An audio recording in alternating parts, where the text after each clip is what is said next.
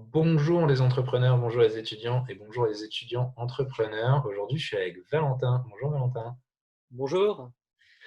Valentin, écoute, je suis très heureux de faire ta connaissance parce qu'on avait chatté pendant un moment, mais on ne s'était jamais vu en vrai pour un moment, même C'est si vrai. en vrai, ça reste du digital, mais en tout cas, très heureux de te voir. Et écoute, est-ce que tu pourrais te présenter un petit peu et notamment nous dire qui tu es et qu'est-ce que tu as entrepris? Oui, bien sûr. Merci Clément, hein, déjà pour l'invitation. C'est vrai qu'on a galéré un petit peu pour se voir, mais nous y voilà. Moi, je m'appelle Valentin, j'ai 22 ans aujourd'hui et j'ai développé un concept assez intéressant qui existe déjà depuis quelques années. En gros, je gère une entreprise qui s'appelle Le Grain de Riz. En fait, Le Grain de Riz, qu'est-ce que c'est? C'est une marque de bijoux fantasy où le principe, c'est qu'on inscrit des prénoms, donc ça peut être le vôtre, celui de votre cher et tendre, qu'on met donc sur un petit grain de riz, qu'on met ensuite dans un pendentif que vous pourrez porter autour du cou ou en bracelet. Donc, nous, l'entreprise, on est enfin plutôt trois sur l'entreprise. Donc, je suis à 50-50 avec un associé qui s'appelle Adrien Van West. Et ensuite, on a quelqu'un aujourd'hui qui s'occupe des commandes dans la production. Donc, nous, on est 100% digital. Voilà, on n'a pas encore de magasin physique, mais c'est justement un projet pour cette année, peut-être de commencer à y aller dans le physique.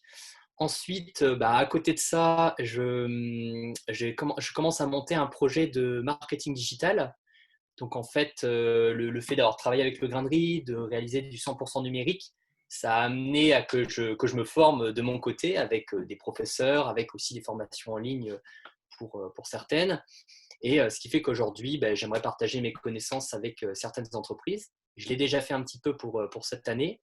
Donc, j'ai pu signer quelques contrats avec des entreprises sur la région dunkerquoise, telles que The Dreamer ou encore Kiddy Squat. C'est pour ceux voilà, qui connaissent. Et donc voilà, je travaille là-dessus. Donc l'idée, c'est d'essayer de conseiller l'entreprise sur sa stratégie en marketing numérique et ensuite de pourquoi pas lui préparer une campagne de marketing pour elle. Donc dans l'action, une newsletter par exemple, voilà, quelque chose d'assez simple en termes de communication. Et enfin, la création d'un site internet. Voilà, donc ça c'est la spécialité aussi qui est développée.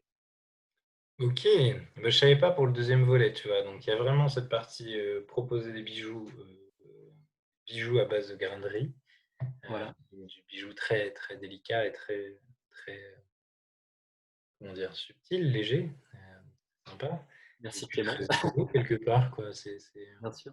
Il y a moins d'extraction de minerais, moins de plein de choses.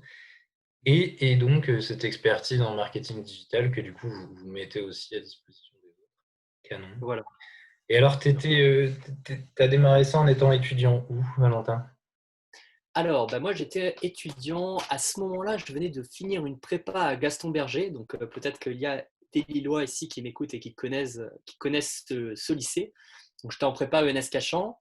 Et à la fin de l'année, donc la première année d'études supérieures, je me suis dit qu'il fallait que je trouve un job étudiant. C'est là qu'après, j'ai eu l'idée du grain de riz petit à petit. Donc, j'ai commencé à le créer l'été, donc en juillet-août de cette première année. Et la seconde année, moi, je suis arrivé à l'IAE, donc c'est l'Institut d'administration des entreprises à Lille, voilà, dans le Vieux-Lille. Hmm. Et aujourd'hui, je suis étudiant entrepreneur dans cette formation.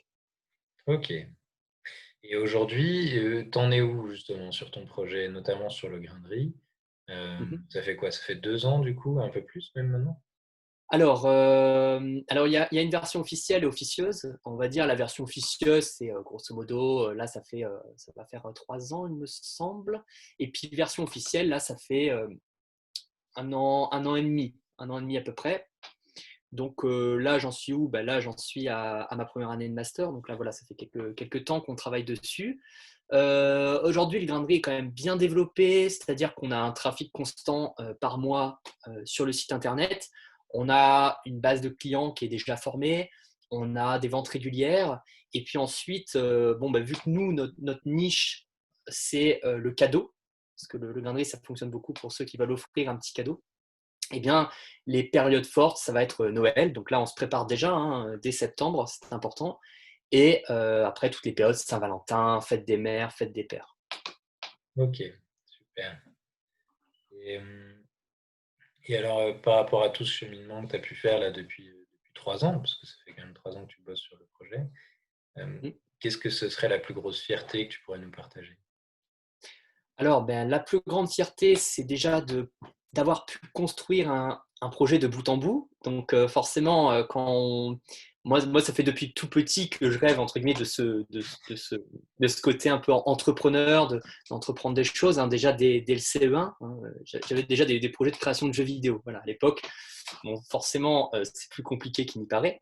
Mais justement, c'est de commencer à pouvoir assembler le rêve, cette volonté de vouloir entreprendre quelque chose avec véritablement la réalité, la concrétisation du projet. Et ça a pu se faire voilà, avec le grain de riz. Donc la plus grande fierté au final, je pense, c'est le fait d'avoir été jusqu'au bout du projet. C'est très important parce que juste avant, j'avais tenté un petit peu la branche obscure comment ça s'appelle, du dropshipping. Bon, pour ceux qui connaissent, voilà, j'avais tenté un petit peu l'aventure dans le dropshipping. Je ne vais pas vous cacher, j'avais réalisé des produits pour chats, voilà, et ça n'a pas du tout fonctionné.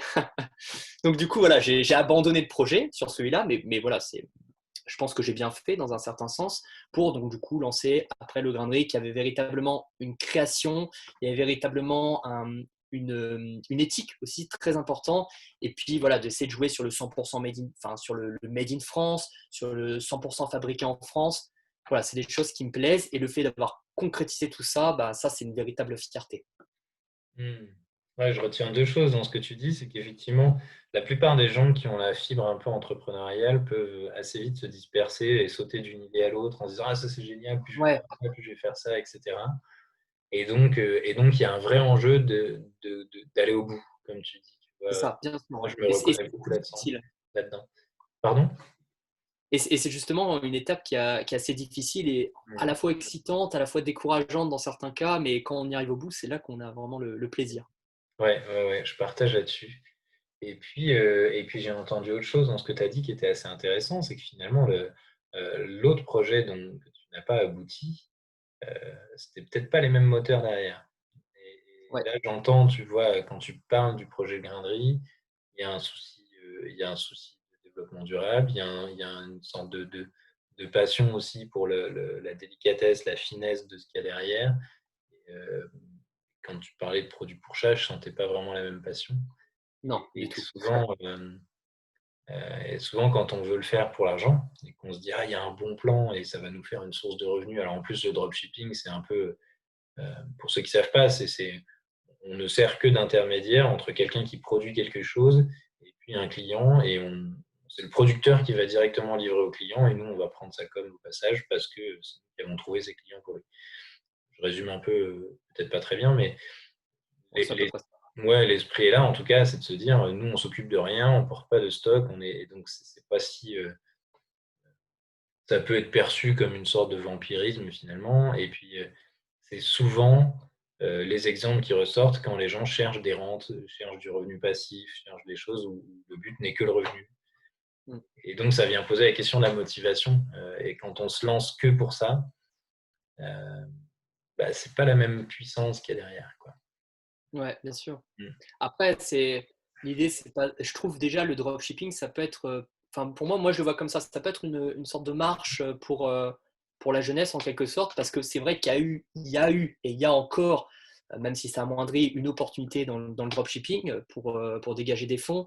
Mais après, voilà, il faut faire aussi euh, en sorte qu'il y ait une création de valeur ajoutée. Moi, je pense que c'est très important dans l'entrepreneuriat, dans la création d'entreprise, d'amener une valeur ajoutée dans le monde, peut-être, ou d'amener une valeur ajoutée pour les gens, hein, tout simplement. Mm. Après, on pourrait dire que c'est une sorte de rêve, mais voilà, je pense que c'est important. Et le dropshipping, pour moi, ça peut être une porte d'entrée pour créer un projet, créer un site internet, hein. Ça permet, voilà, il y a des sites internet tout faits, hein, comme Wix, Shopify, qui permettent de commencer à se mettre un pied à l'étrier, de commencer peut-être à marketer un petit peu, mais très vite, je pense que si vraiment on ressent cette fibre entrepreneuriale en nous, on a envie à un moment donné de créer quelque chose de A à Z. Mm, mm. Ouais, je partage. Et alors, à l'inverse, enfin à l'inverse, ou en tout cas de l'autre côté du prisme, qu'est-ce que tu pourrais nous dire de ta plus grosse galère, de ta plus grande difficulté, un passage difficile pour toi? Alors, le passage difficile, je pense qu'il va aussi avec la plus grande fierté. Je pense que c'est le chemin. Simplement, le chemin qui amène à la plus grande fierté, donc la concrétisation du projet. C'est ça qui est difficile parce que forcément, au début, on est un peu tout feu, tout flamme. On se dit, ouais, je crée une société, voilà, on crée le SIRET, on a légalement des statuts, on devient entre guillemets chef d'entreprise. Donc voilà, il y a peu ce côté tout feu, tout flamme. Et puis après, il y a les résultats qu'il y a derrière. Donc c'est-à-dire que, bon, bah, ça, je pense qu'il y a beaucoup d'entrepreneurs qui se reconnaissent là-dedans. Mais le début, c'est difficile. C'est-à-dire que voilà, il y a beaucoup d'efforts à fournir, il y a beaucoup de travail à faire pour commencer à percevoir enfin des revenus en quelque sorte, mais aussi d'avoir de la diffusion de son projet, d'être connu, de tout ça. Ça prend du temps et quand on se lance dans un projet, c'est toujours difficile de le visualiser, de le concevoir. Et c'est vraiment quand on a les mains dedans qu'on se dit putain là, peut-être je galère, je fais une vente tous les 10-15 jours, hein, ce qui peut être pas mal dans certains cas, mais voilà, pour des produits à 25 euros, c'est sûr que l'entreprise ne peut pas fonctionner comme ça. Et là, on se dit, il faut que je trouve des solutions, il faut que je me surpasse.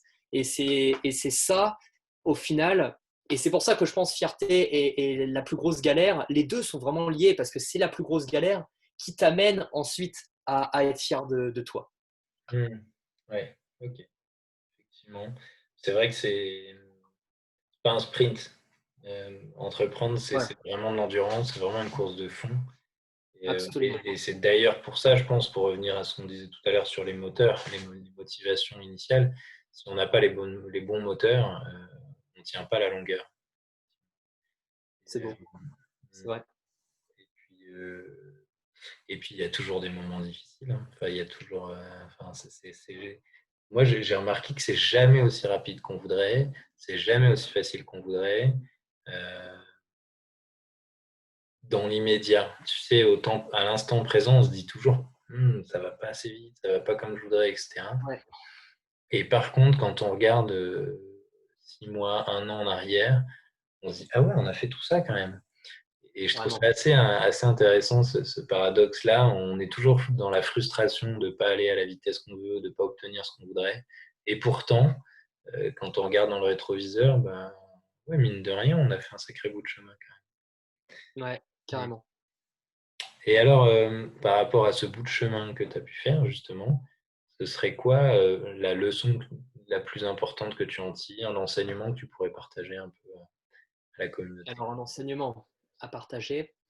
Alors, c'est une bonne question. Je pense que c'est à la fois de ne jamais baisser les bras. Ça, c'est important parce que justement, si on veut pouvoir regarder dans le rétro et voir le chemin parcouru, ben, il faut qu'on parcourt le chemin. Sinon, si on s'arrête, voilà, on reste en stop, quoi. Euh, Déjà, de ne jamais baisser les bras, ça, c'est un peu un conseil, quelque chose que j'ai pu remarquer. Et ensuite aussi de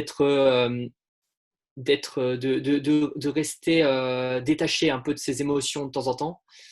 C'est-à-dire que souvent, voilà, j'ai parlé du tout feu, tout flamme au début de projet. Il y a aussi le côté, voilà, un peu où on commence à tomber dans une sorte bon, j'allais dire de mélancolie, mais c'est pas vraiment le bon mot. Une sorte de, voilà, un moment donné où on se dit, mince, peut-être que ça va pas assez vite, justement. Et je pense qu'il faut rester un peu détaché de ses émotions, rationnel, et de se dire, voilà, ok, voilà tout ce qui a été parcouru pour le moment, c'est bien, j'ai fait un bon bout de chemin. Donc ça, c'est une première chose, enfin une deuxième chose. Et ensuite, très important, je pense qu'il faut diversifier ses connaissances.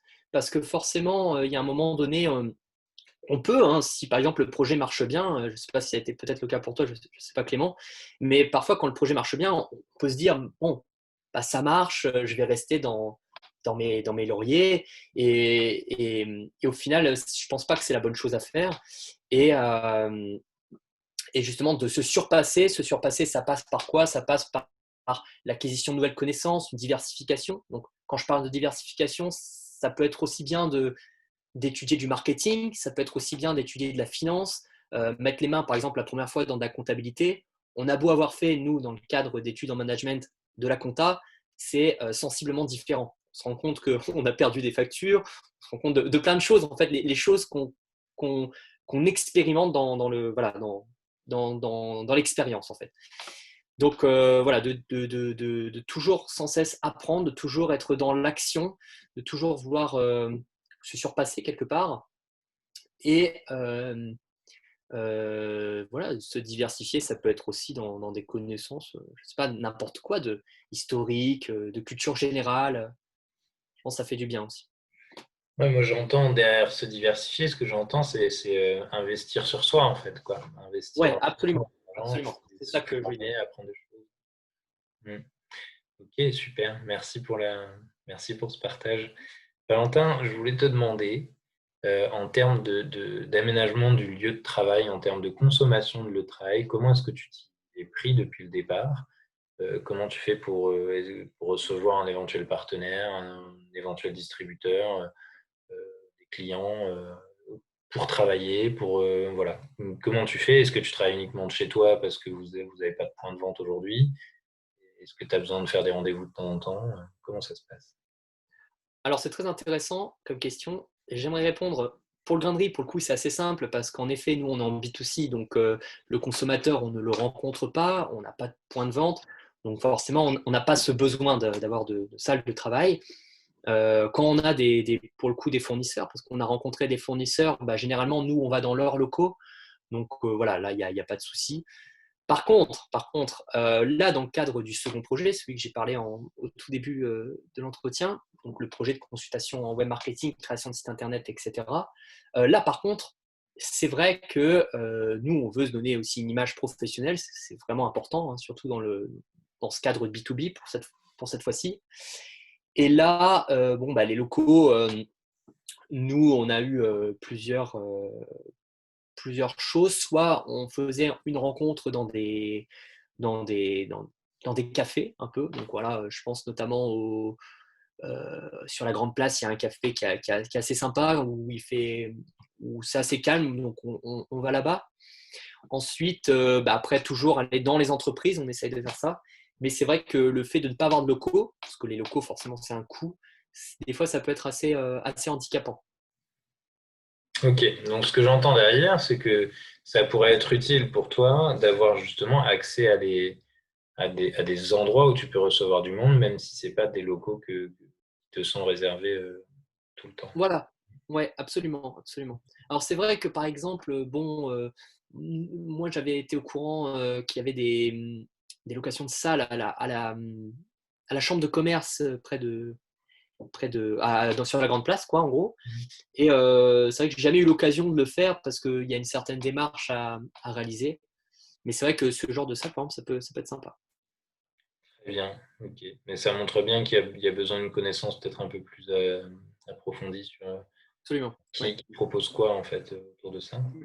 Ok, j'ai une dernière question pour toi, Valentin. C'est, tu vois, aujourd'hui, on commence à avoir un petit collectif d'étudiants entrepreneurs de la MEL là, qui s'est constitué. Euh, Comment est-ce qu'on pourrait le faire vivre et faire en sorte qu'il apporte un maximum de valeur à chacun de ses participants en fait? Bah déjà, c'est super hein, comme initiative. Moi, je trouve ça vraiment chouette. Euh, alors, bon, des choses que vous pouvez mettre en place, bon, bah, c'est tout ce qui est after work, sorte voilà, de soirée réseautage, entre guillemets. Parce que ça, je trouve ça vraiment bien hein, de rencontrer des gens qui sont dans la même dynamique que nous. Forcément, moi, je trouve ça super d'apprendre des projets. En plus, tout le monde a un projet différent et c'est ça que je trouve fantastique dans ce monde-là. Alors, je sais que l'initiative avait été portée juste avant le confinement, au mois de mars, hein, il me semble. Et bon, bah, ça a été un peu avorté pour les raisons sanitaires. Aujourd'hui, je ne sais pas comment il en est, mais ça, c'était une idée que je trouvais ça super. Ok. Bon, bah aujourd'hui c'est un peu, on ne sait pas trop comment on peut faire, mais c'est pas évident. Ouais, la partie physique, on n'est pas trop encouragé en ce moment à organiser les choses là-dessus. Donc, mais évidemment, dès qu'on pourra, on relancera ça, je pense. Mm. Et alors, dernière, mais pas la moindre, qu'est-ce que la communauté pourrait faire pour toi? Tu vois, que tu n'auras pas une demande à envoyer comme ça, une petite bouteille à la mer? Et si Alors, jamais tu penses à quelque chose, est-ce que aussi tu as une proposition à faire à la communauté? bah, dans les 2 cas, je vais commencer par entre guillemets «la bouteille à la mer». Je l'envoie là, ça y est. En fait, nous, on a une volonté de diversification au sein du grain de riz, pour, du textile. Du textile, donc on a des idées de textiles innovants. Heu, Adrien comme moi, on s'y connaît, mais pas du tout dans cet univers-là. Donc s'il y a des personnes qui travaillent justement dans le textile, bah, nous, on a des bonnes choses à vous proposer, même pourquoi pas des partenariats, pourquoi pas des collabs, ce serait avec plaisir. Donc, bah, n'hésitez pas, vous pouvez me contacter avec joie. Euh, Ça, c'est la première chose. La deuxième chose, mais je pense que là, on rentre dans du précis. Moi, je recherche des verriers, donc verrerie, mais plus industriel. Mais voilà, là, c'est un peu de la recherche de fournisseurs un peu plus précis. Je pense pas qu'il y a des verriers parmi nous. Enfin, je sais pas, peut-être. Non, mais on peut connaître des gens. Moi, à une époque, j'avais Ah, rencontré le DG d'une verrerie dans la vallée de la Brelle. Là, tu sais, il y a ah, super. tout un territoire quand même bien spécialisé qui est pas trop loin quand même. Euh, Génial. je peux refaire un peu de spéléologie pour voir si je retrouve ça. Génial. Bah ça, pourquoi pas, ouais, carrément. Bah, nous, on aura l'occasion d'en reparler peut-être, Clément, avec plaisir. Ça peut être chouette. Mm. Et enfin, pour moi, ce que je peux vous proposer, hein, c'est forcément dans le cadre du projet de consulting digital que je vous ai parlé auparavant. Bah voilà, si on a qui ont peut-être des difficultés sur le marketing ou même qui n'ont pas de difficultés du tout, hein, simplement pour en discuter, ben, on peut prendre un café, on peut regarder si vous avez un site internet, les stratégies que vous avez peut-être mis en place. Voilà, moi, pour ça, il y a pour quelques conseils comme ça rapidement, bon, bah ça, même à titre gratuit, moi, ça me fait plaisir d'en parler avec vous, hein, de voir ce que vous avez développé, tout ça. Puis après, bah, si on a parmi vous, par contre, qui ont vraiment une volonté de créer un site internet sérieux pour de la mise en produit ou de la mise en ligne de services, voilà, vous pouvez me contacter aussi, ça me ferait plaisir. Voilà. Super. Écoute, merci beaucoup, Valentin. Un grand merci pour ces échanges-là qui étaient très riches.